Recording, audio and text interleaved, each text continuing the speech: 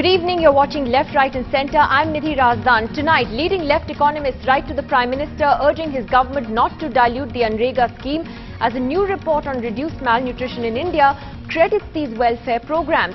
Should the NDA push the same model? Are they already doing that, or does there need to be a major revamp?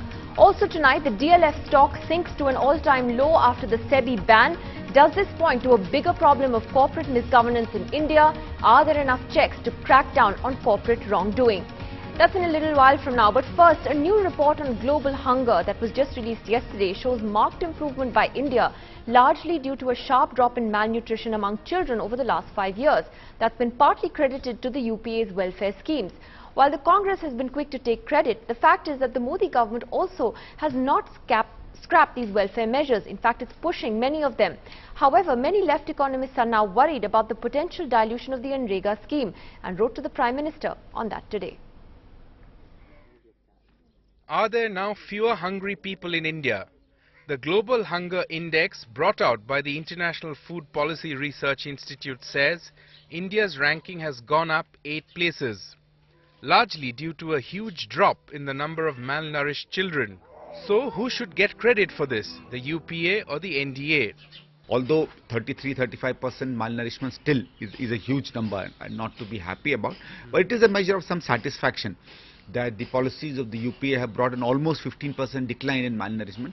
In its last budget, the UPA set out substantial allocations on schemes like Right to Food, Manrega and midday meals, even though it did not pay off politically.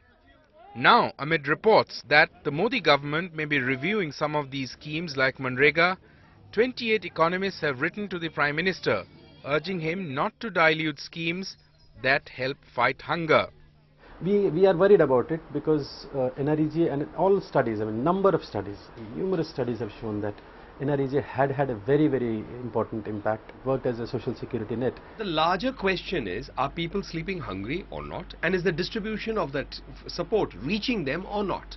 These are the government principles. Politics apart, activists say India needs a sustained campaign to make a real difference. It's a welcome trend, but often in a country like ours, there is a mismatch between real data and the reality which is at field level. But still, we should continue to focus on policy intervention. While political parties can fight over who should get credit for India doing better on the Global Hunger Index, one surely hopes that policies designed to fight hunger work on the ground. With camera person Suresh, this is Sandeep Phukan for NDTV. Well, there are many issues that have been raised as a result of that story tonight. One is whether the credit for the fact that India's malnutrition figures are down, whether that credit goes to the UPA's welfare measures.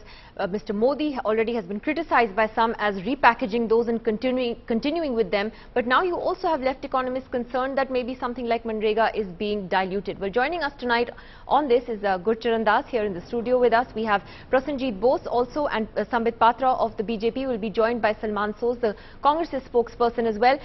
Let me ask you first, Prasenjit, when you look at this report on hunger levels and the fact that, they're saying that malnutrition is significantly down, they're giving part of that credit to the welfare schemes that the UPA launched. Would you say that that's fair, that credit has been given? Obviously, we still have a long way to go, but maybe there's a message there, to people here who often say that these welfare schemes cost too much and aren't worth the money. Prasenjit. Yeah, I think that there are 2-3 points which needs to be made in this context. First of all, I think the data source of this report, it is still not available in the public domain. You see, generally malnutrition in India is, the analysis is done on the basis of the National Family Health Survey. This is not the National Family Health Survey data. This is some UNICEF survey which has concluded in this manner that malnutrition has gone down. So we have yet to see whether, how rigorous the findings are. Having said so, they may be correct that the malnutrition levels have gone down. But what needs to be understood is that it may have gone down, but it is still quite high. It is saying that 30% of our children are still malnourished. So 1/3, which is still a very high number. And I think that if the message is that welfare schemes have worked to an extent, fair enough. But the point is that it just points to the direction that, we have to have even more robust welfare schemes to eliminate hunger, because in a democracy, why should children, even 1% of children, go hungry? The fact that even after so many years of independence, 30% of our children are hungry itself is a matter of shame. And it is a matter of serious concern that this government is actually, in a sly manner, they are trying to wind up the welfare schemes, be it NREGA, be it ICDS, because the allocations in the budget speak for themselves. They have basically stopped increasing the, even the normal increases which happens due to inflation every year. They have started pulling back funds from those schemes, and the intention of this government is quite clear. So I think this finding at least points towards the fact. You're saying you don't actually see the Prime Minister and this government trying to repackage these schemes and push them, in their own modified way, because there's been, there have been some economists who are very supportive of the BJP before the election, who thought that there would be a big reform agenda on the table when they got elected, who feel that there's, it's more of the same in a new, old wine in new bottle in a sense. But you're saying you believe that there's actually an attempt to dilute these welfare measures in the long run. That's what you're saying. Absolutely. Absolutely. See, repackaging, frankly, if you ask me, I don't care. What name you give to a scheme doesn't matter. The point is, you have to put your money where your mouth is. Now, for any scheme, for that matter, you see, inflation is there in our country, it's quite high.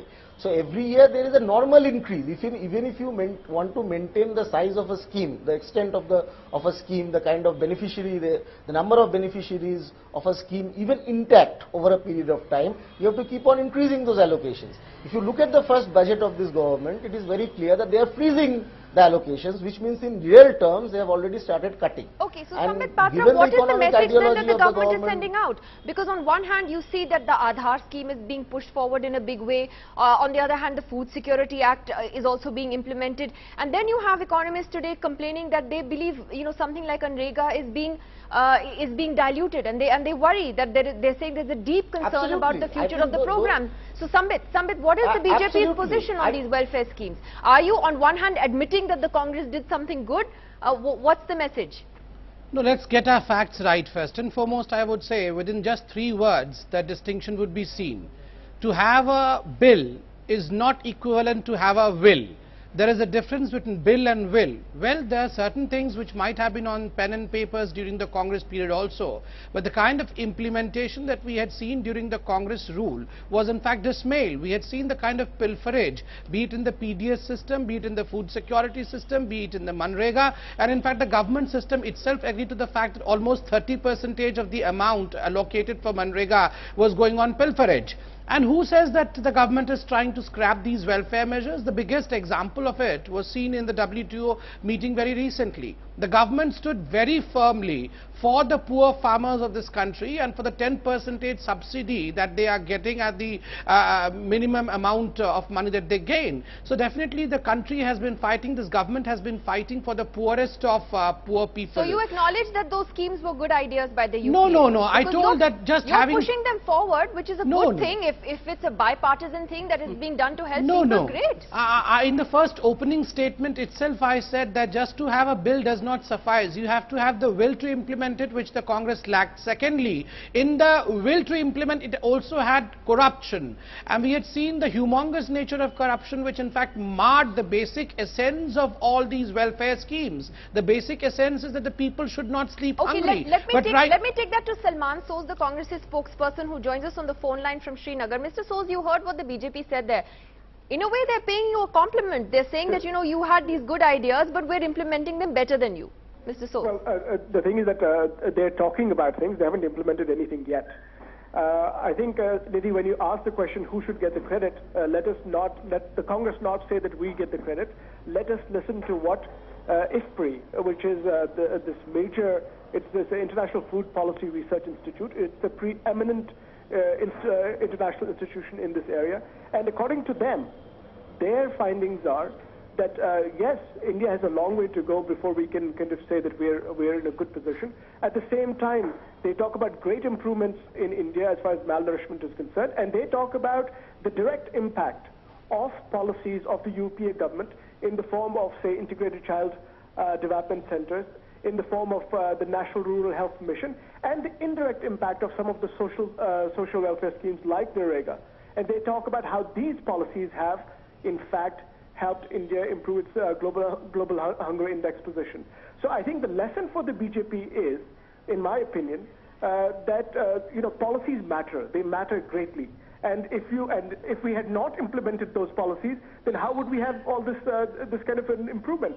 So, Nidhi, can I come in? Say all he wants. One he can say that, oh, by the way, these people did not implement anything. This did not happen by magic. I think they're getting used to Mr. Modi's kind of magic wand, which hasn't really implemented anything yet. They keep talking about things.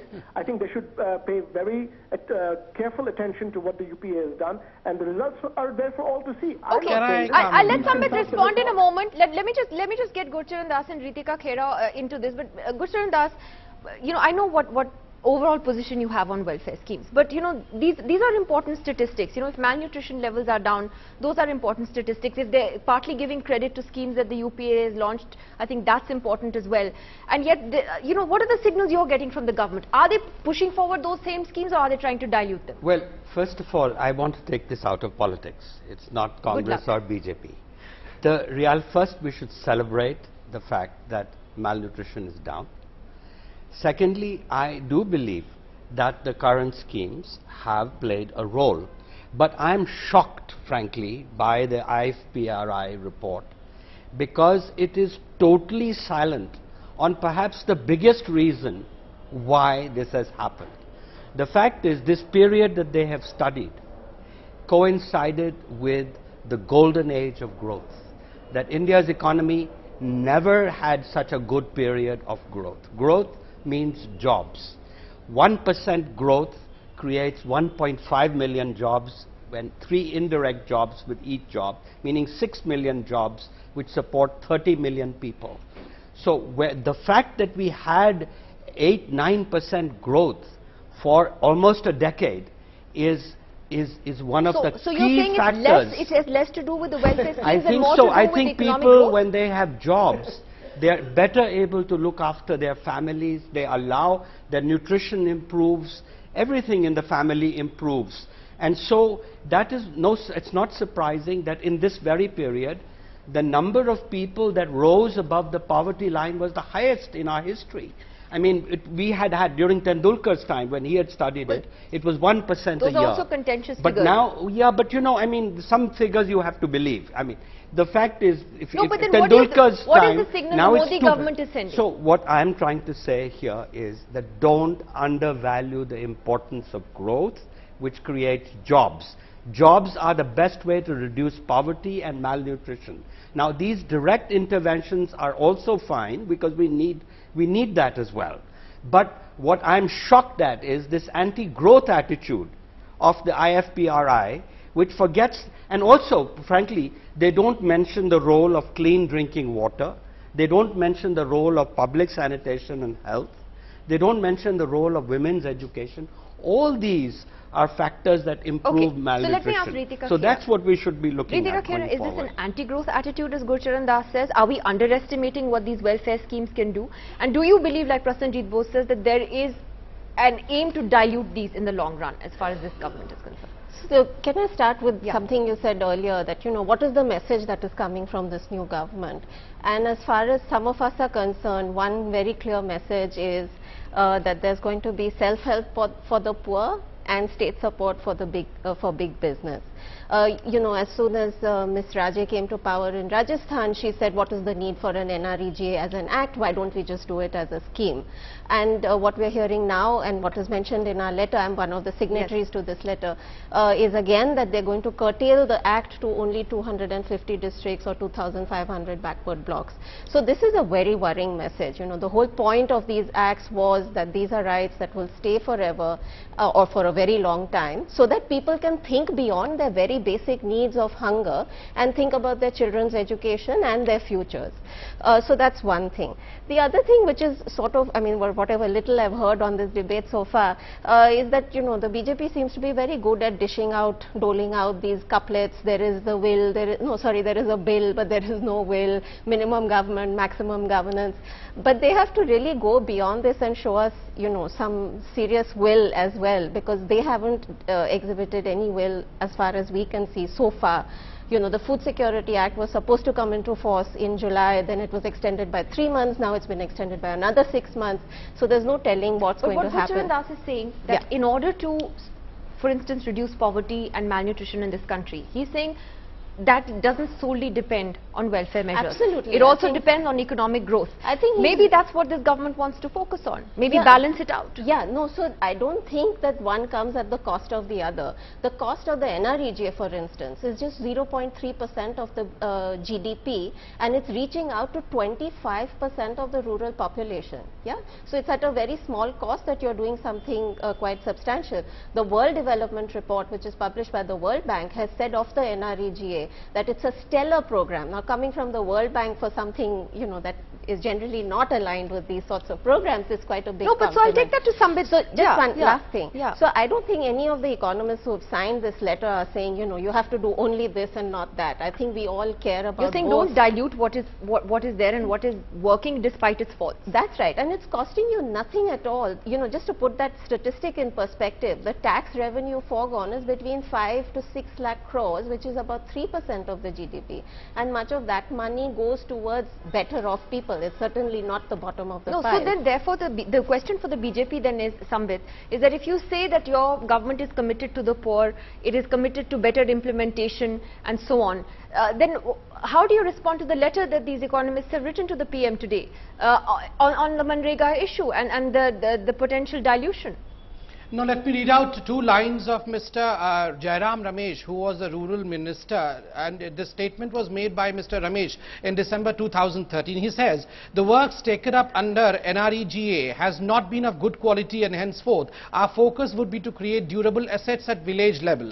Now let me just superimpose on it the statement made by Mr. Arun Jaitley, July 11, 2014 during the budget.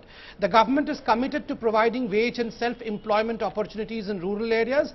However, wage employment would be provided under NREGA through works that are more productive, asset creating and linked to agriculture and allied activities. So here we see that in a field where the Congress failed to achieve, Bharatiya Janata Party is going to trend, and we are sure that Bharatiya Janata Party and this government is going to take this whole issue into a conclusive step.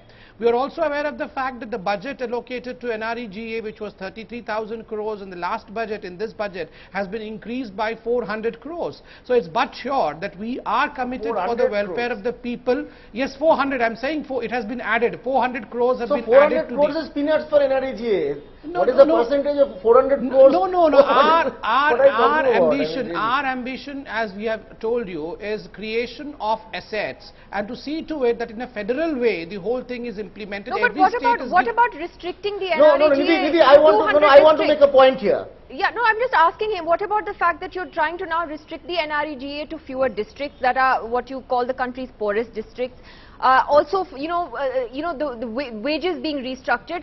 These are problems that these economists have raised. I mean, I do not understand as to when the finance minister makes a statement on the floor of the parliament during the budget, why is that statement not taken seriously, and why do we have discussion on spurious statements? I mean, the finance minister is more important.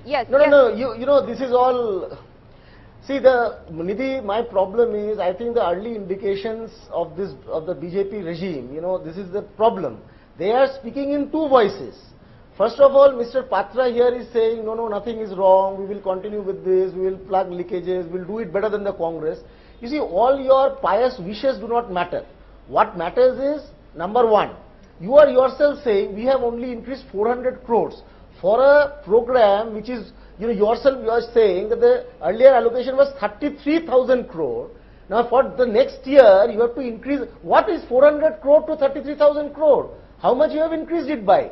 That means in real terms, when an inflationary situation, you have annual inflation of almost 10% of consumer prices. If you are increasing an allocation by less than 1%, 2%, you are actually cutting allocations. So if that is the reality, then obviously what will happen is, first you will reduce the district, can I come in? Then you will make some other excuse. Sambit, one second, let me get Gurcharan Das to weigh in on this. No, I just want to make one sentence. The one sentence is, if there is plugging of the pilferages, which were to the extent of 40%, we can well imagine the amount that goes into the NREGA now. That's what the Congress was unable to do till now. 40% of it was going as pilferage. One second, gentlemen. I'm coming because you get mixed signals from this, what you hear. The only thing I said, again, take it out of the context of politics and BJP and Congress. The fact is that if you can implement, I know that there is, for example, a very fine committee that is looking at making the PDS system much more effective and efficient. Now, if you can make these schemes more efficient, what's wrong with that? That, I mean, it's shocking to me that you should be arguing against efficiency. If they want to create better assets through NREGA, what's wrong with that? But the point is, why must you only talk about more money? If you can get more out of what you Ritika Khera says the money is just 0.3% of your GDP. So it's not the money. It's the point is make it more effective. You know, that's what gives these schemes a bad name. Ritika Khera and then Salman Sood, yes. Yeah, I want to make 2 points. You know, this point about corruption in the NREGA and other programs, and the other one is on assets. Everyone is just used to chanting these things, that you are digging holes and filling them up, and that all the money is going through, not to the real beneficiaries. So here are some statistics. If you look at the IHDS survey and you do a matching to see how much wage corruption there is, the match between government data and IHDS data is 96%. 96% of wage expenditure is reaching these people. If you look at NSS data, it's between 70 to 80% match, and we have done a smaller survey where we find that according to government data, it's 24 days and people are reporting 22 days. So wage corruption has definitely gone down. There is some corruption in the material component, and that's why we're very worried about. But largely it works. Yeah, that's second thing. We are very worried about this proposal to increase the material component, because much of the corruption is now in the material component. On the asset question, the Indira Gandhi Institute of Development Research in Bombay has just finished a study on assets in Maharashtra, and here are some statistics from that. They find that 87% of the assets actually exist are in use. Secondly, overwhelmingly, they help agriculture, so they're helping to increase productivity in the rest of the economy. 50% of the respondents said that they're very useful, 40% said somewhat useful, and only 8% that said that it's completely useless. So I feel that it would be nice if these debates were held with some statistics and some factual evidence, rather than just chanting, you know, there's corruption. Can I come in? One second, Salman Sood, that would be music to your ears today, because when you hear what these surveys are saying, you know, when you look back on the way the UPA then the question of implementation, perhaps there Gurcharan Das and Sambit Patra have a point, that you may have had good ideas, but maybe, you know, it is how you were able to implement those and you know, not really able to streamline those. That was the problem. Look, Nidhi, first, to Mr. Gurcharan Das, nobody is against growth. We are all for growth. We know the importance of growth. Okay. Also, to both Sambit and Mr. Gurcharan Das, nobody is against efficiency. We want to improve things, and in fact, if this government improves on our performance, that would be terrific. We'll be happy for it. But we must say one thing very clearly: if our social welfare programs had not been implemented well, then why do we see such improvements? Is that by chance? Is it by chance that real rural wages in this country increased after a lot of depression during the time of the NDA? Real wages increased by 6 to 7% under UPA. So if you look at malnutrition, if you look at poverty data that Mr. Gurcharan Das talked about, I mean, either you have to say that we did not implement policies well, so this happened magically. But I would say that something definitely has happened on the ground, and those are the results you're seeing. And whether Mr. Sambit Patra or Mr. Gurcharan Das like it or not, the Congress party did some things extremely well, and we could have done better. Maybe we can do a lot better now. Yeah, but not only Sambit, wrap this up. Sambit, why not give credit where it's due? One second,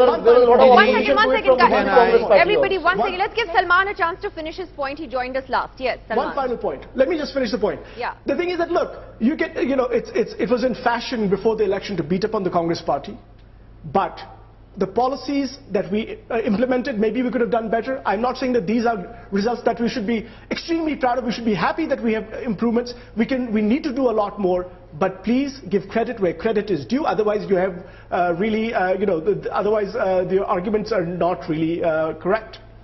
Nidhi, can I come in? Yes, I said we should celebrate these figures. Yeah, of course a lot has to be done. Yes, but I do feel that the IFPRI people have turned out to be anti-growth, because they have not said one the fact that India, this was the highest period of economic growth, that played an important role. So Sambit Patra, last quick word to you. Congress Party. Yeah, Not a word. So Can I come in? Will you allow the BJP to speak? Can there be bipartisan compliment paid to each other if Mr. Shashi Tharoor has been praising Mr. Modi? No, maybe no, you can praise the Congress back and say, okay, you had some Praises good are not ideas. bought.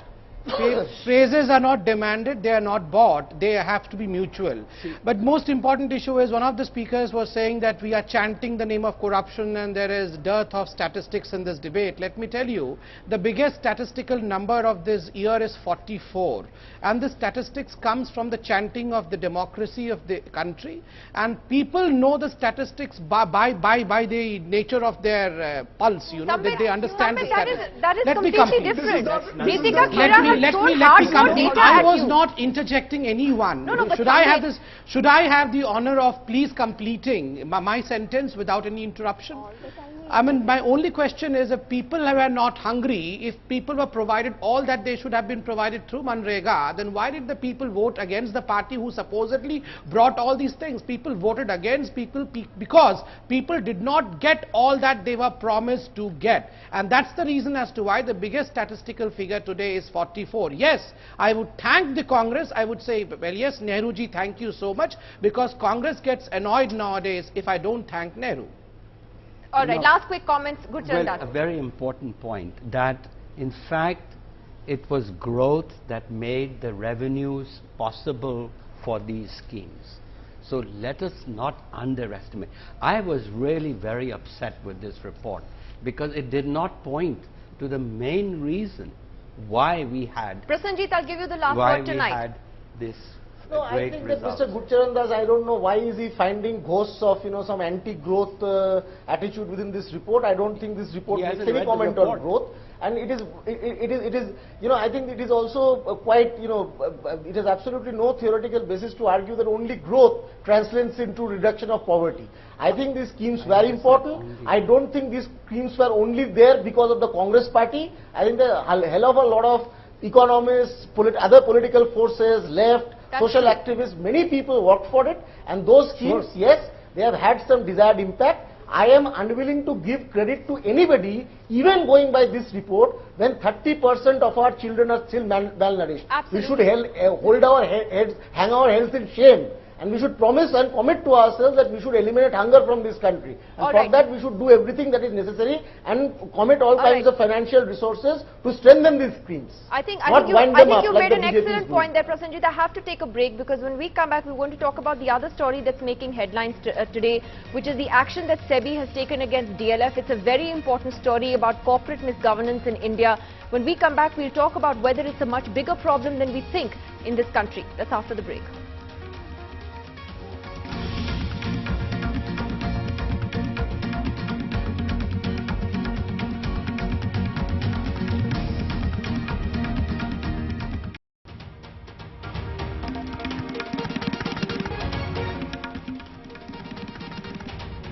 Well, a day after the market regulator SEBI banned DLF's key players from accessing the markets, the company's stock tanked 28%, which is a life low. DLF is in trouble for serious non-disclosures at the time that its IPO came out in 2007. And while they deny any charges of wrongdoing, the impact of the ban could be far-reaching. India's largest real estate baron once again in trouble. Its stock bled today, plunging nearly 30%.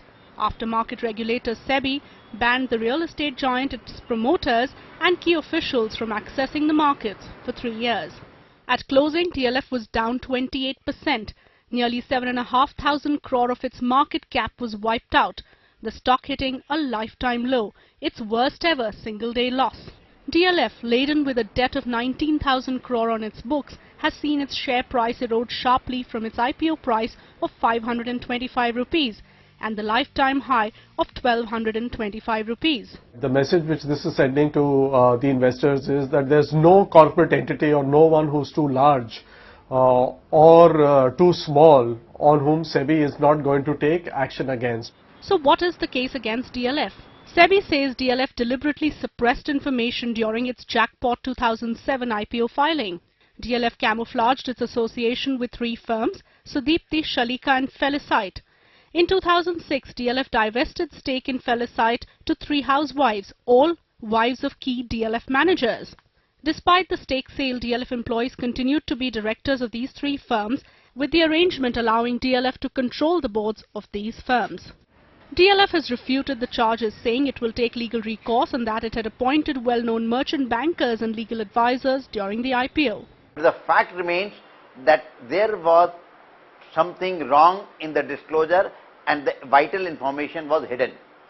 The SEBI order and stock crash has come as yet another setback for India's largest real estate firm. But SEBI has made it clear, corporate governance as well as market integrity is critical. Shweta Rajpal Kohli, NDTV. Well, there are major implications that this entire case will have. M.K. Venu, the executive director, editor of the Amar Ujala Group, is with us. Vikram Singh Mehta of the Brookings Institute in India joins us here in Delhi as well tonight. Venu, to you first.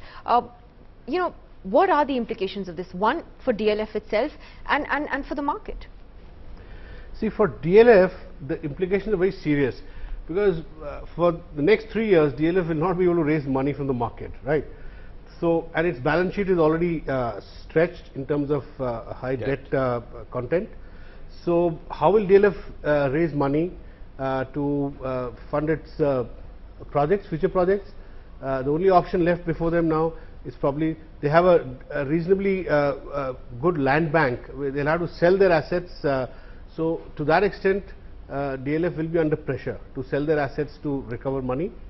From a larger market perspective, this demonstrates, it used to be said about our regulator that in the US people went to jail for corporate governance, serious criminal violations, but in India nobody ever got penalized. So this is the first time that such a big corporation has been penalized in this way.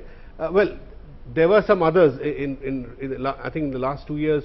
There was another Anil Ambani group was also penalized for certain violations. So today the message that the regulator is sending is that there are no holy cows. So to that extent, it's a warning to all the big corporations which earlier thought they could get away with it. But the question also is, and I'll take that to Vikram Singh Mehta, Mr. Mehta, that it took SEBI all these years. I mean, this IPO came out in 2007 and it's taken so long for this investigation to be completed.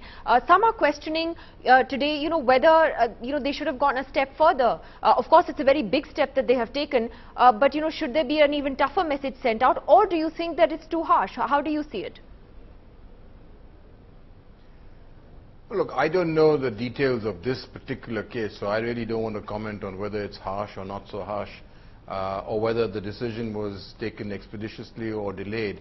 But as Venu has said, a decision of this nature is shot across the bows of every corporate house in this country. We cannot afford, or corporate houses cannot afford to be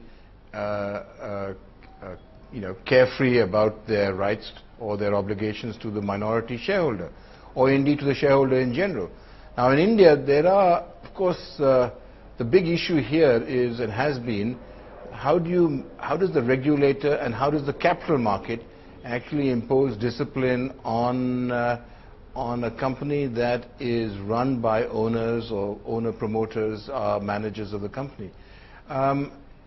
This issue has been somewhat sidelined for many years. Today it's coming up it's surfacing, and I think that's a very healthy sign. The asymmetry of benefits between the owner promoter and the minority shareholders will be corrected through measures of this nature.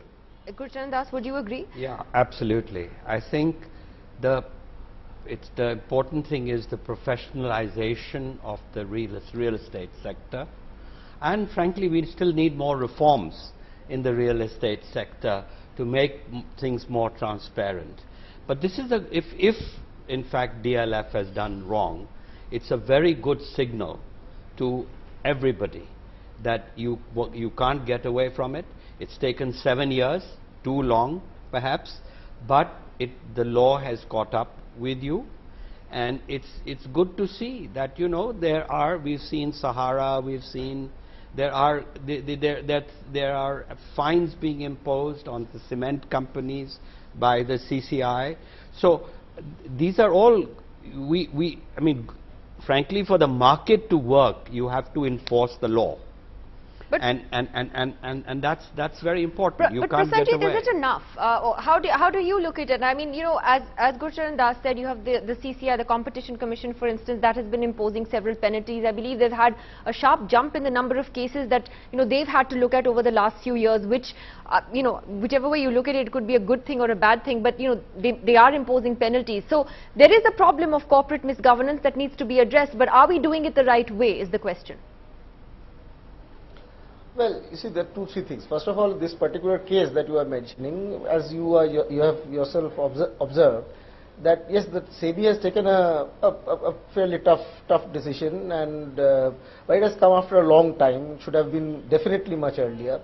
And the point is that I don't think that the DLF is sort of alone in this. It is in a lonely kind of journey.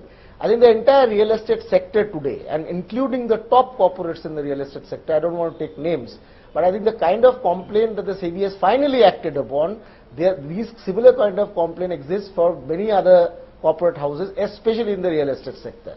So I hope that, you know, this time, since the DLF went for an IPO, the question of, you know, sort of these shell companies and non-disclosure became an issue.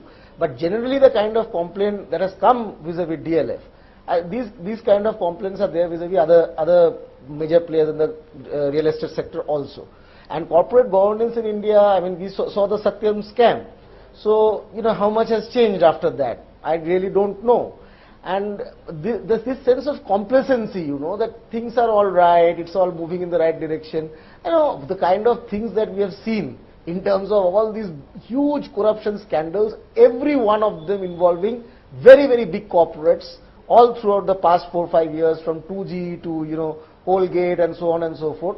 So I think the corporate sector in India needs a huge reforms. We talk about reforms of the government that is needed. I think the corporate culture in India, the way it is governed, the way it is regulated, it also needs huge kind of reforms. And, you know, maybe it is a step in the right direction, but it is a drop in the ocean. Actually. You know, there's one statistic, Vikram Mehta, which I wanted to read out to you about the complaints, for instance, that the Competition Commission of India gets, and that most of the companies on which they slap penalties on, I think in the last year or so, they feature in the Nifty's top 50 list. So, you know, that tells you something about the way India's top companies are functioning. It's very murky, and, you know, maybe there's just not enough accountability. Look, frankly, Nidhi, I don't think that anyone's going to doubt or dispute the fact that over the past few years, the large companies in India have had an unhealthy relationship with the political leadership. And we have, you know, we have talked about this a lot. The question now is whether these same companies have decided to introspect and reform from within, and not just because of the pressure coming from the regulator or the pressure coming from the capital markets. My own personal view is that the trend over the last 4 or 5 years, in the wake of all the scandals that have hit us, is a healthy one. I think every company, and this is maybe a generalization, but I think, let me put it, a large number of companies are beginning to recognize that if they continue to disregard the law, if they continue to disregard the corporate governance rules and code of conduct, they as individuals are going to face the wrath of the public, the community that they're supposed to be responsible to, the shareholders. They're also going to possibly risk their own livelihood by being put behind bars. I think that's a very strong message, and I'm actually I'm on the board of many companies, and I can tell you that this issue of corporate governance is front and square on the agenda of at every board meeting, and it is not just a whitewash. It is a very serious discussion that takes place. So I'm not for one moment holding a flag to say that everyone's honest and clean. But I am saying the trend is a positive one. It is being taken, but I think what, you know, when we were talking about the fact that, you know, in this year, in a sense, I mean, look at the Sahara case, the Supreme Court cancelling the coal blocks is another case. But there are many who also believe that by barring the DLF officials from actually accessing the capital markets, you're hurting DLF's investors. I mean, what have they done wrong? At the end of the day, should it have been the family? Should it have been the senior management that should have been punished for this? Rather than barring them from the markets altogether. Yeah, I think that's a valid point. I don't know how you can address the grievances of the small investor in this case, because the small investor lost then when disclosures were not made, is losing now. But Nidhi, I want to make another point. Given the background that everybody or other panelists mentioned, Sahara, Satyam, in fact the previous regime has amended the Companies Act, and SEBI has also come up with very stringent what is called clause 49 listing agreement, stringent rules now which have been passed as law, where independent directors have their obligations. Even directors, CFOs who sign the account statements, they are criminally liable if something goes wrong. Related party transactions of companies are under scrutiny.